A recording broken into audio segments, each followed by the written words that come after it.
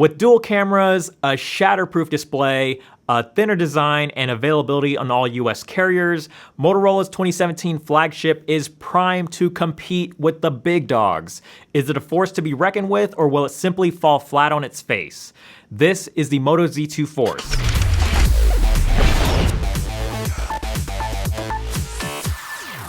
So this year, Motorola consolidated their Moto Z lineup. There's the Z2 Play, which came out not that long ago, but instead of offering two flagships like they did last year, we only get one now with the Z2 Force. The Z2 Force brings all the latest and greatest specs for a 2017 flagship phone. It's being powered by a Snapdragon 835 and 4GB of RAM, which provides for a blazing fast experience. It handles all the mundane stuff like launching applications, checking emails, browsing the web, and watching videos extremely well. And with 4GB of RAM, multitasking is a smooth experience, and so is playing graphically intensive games. The phone comes with 64GB of internal storage, which is probably plenty for most people, but there's a micro SD card slot that supports up to 2TB if you need more.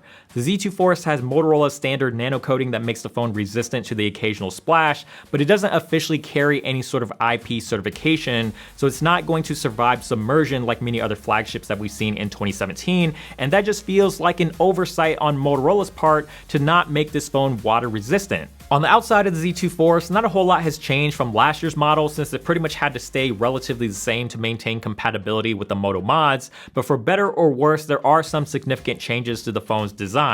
It's an all-metal unibody design, so there's no more rear glass inserts, and it's constructed from 7000 series aluminum, making it pretty strong and durable. The rear panel has a hairline finish, which doesn't add any sort of texture, but it does look a lot nicer than the rear panel of last year's Moto Z, and does a much better job of hiding fingerprints. There's still no headphone jack, which can be pretty annoying, but Motorola does give you an adapter in the box, so you're still able to use your favorite set of earbuds or over-the-ear cans.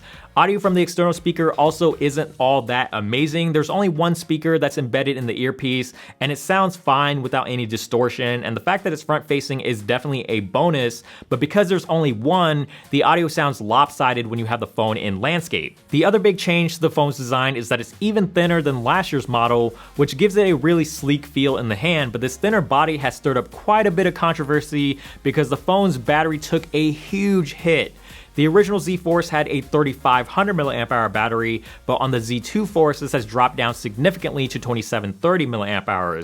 I honestly thought we were beyond the point of seeing flagship phones with a battery capacity less than 3000 mAh, but apparently we're not, at least not according to Motorola and Lenovo. It's easy to say that there's a Moto mod for that if you want better battery life, but a phone should be able to stand on its own without relying on extra accessories, and this just feels like a ploy for Motorola to sell more Moto mods, and it'll probably work because the Z2 Force's battery life isn't all that great, just as most people have feared. I've gotten around 4 hours of screen on time max, but normally it's anywhere around 2 to 3, which is well below average of other competing flagships in the Z2 Force's price range. With the release of the Z2 Force, Motorola has introduced a couple of new Moto mods. There's a new 360-degree camera if you're into that sort of thing, and a Moto gamepad that will be available later this summer that turns your phone into a handheld gaming console with physical buttons and joysticks. One of the Z2 Force's most attractive features is the display. The screen is a fairly standard 5.5-inch Quad HD AMOLED screen,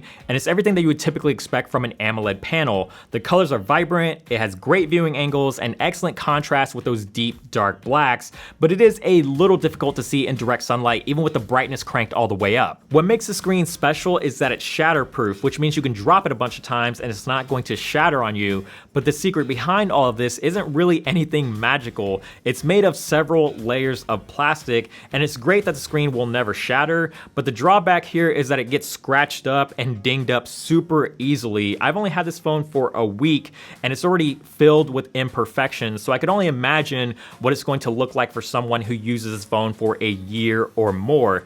And the other downside is Motorola is no longer offering replacement screens, so you either have to live with the scratches or get a screen protector. So you either have to put a piece of plastic on top of plastic to protect the plastic, or put a glass screen protector to protect the plastic and make the screen feel more like glass. Below the screen, you have the fingerprint sensor, and it's very fast and very accurate, and I love that you can use it to put the phone to sleep. The fingerprint sensor can also be used as your main source of Android navigation with various different swipe gestures, which will get rid of the on-screen navigation keys and give you more screen real estate.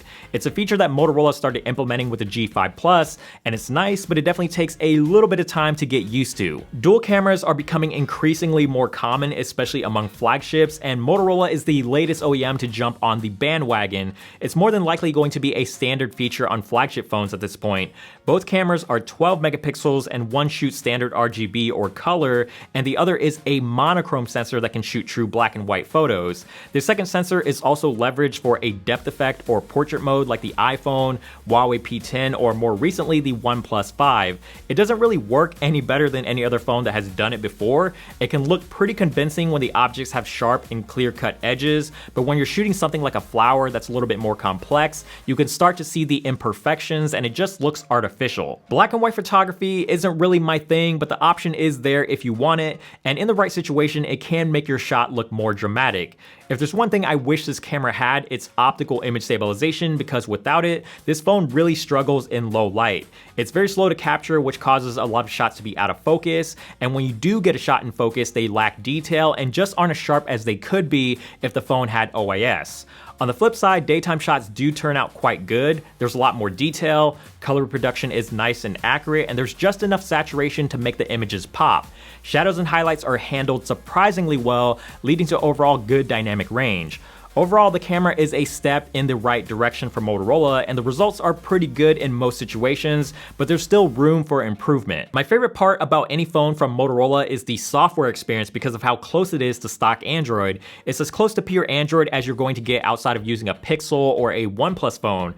The Z2 Force is running Android 7.1.1 and comes with Motorola's entire suite of features like the wrist twist to launch the camera, double chop for the flashlight, and the ever so useful battery-friendly notifications with the Moto display.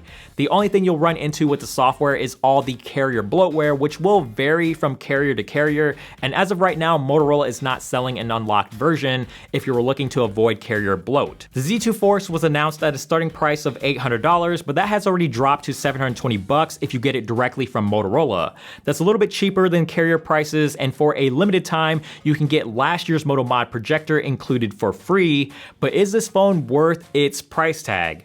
There's no doubt that the Z2 Force checks a lot of the right boxes for a flagship phone, and the Moto Mods are just as awesome as ever, but there's just one too many shortcomings and compromises that prevents it from being an even better phone. There's still no headphone jack, but for some reason the more mid-range Z2 Play has one. It's not water resistant like most flagships, and the phone's battery was sacrificed in favor of a thinner design. It's clear that Motorola wants to compete with the best of the best, but if you're going to do that, you need to deliver a great smartphone, and the Moto Z2 Force is a good phone, but it isn't great. As always, thank you guys so much for watching this video. I hope you enjoyed this review of the Moto Z2 Force. If you did, please give it a thumbs up down below. We definitely appreciate it, and subscribe to the channel, which is also down below. And don't forget to hit that notification bell so you don't miss out on future videos. And check us out on social media, Instagram, Twitter, Snapchat, Google+, all that good stuff. Again, link down below, and check out the website as well for more in-depth coverage, AndroidAuthority.com, because we are your source for all things Android.